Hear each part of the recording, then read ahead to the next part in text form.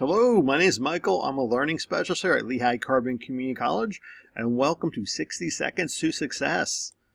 Today we're going to be talking about basic organizational needs that you need to kind of have your stuff squared away for college success, right?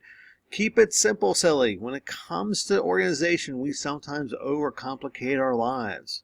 So, we recommend a one-for-one approach. So for each class, you should have a 3-ring binder, a folder to stuff stuff in, a notebook to keep track of your notes, right? And a computer folder, right? Your LCCC email gives you a Google Drive. So each of your classes should have its own little computer folder for you.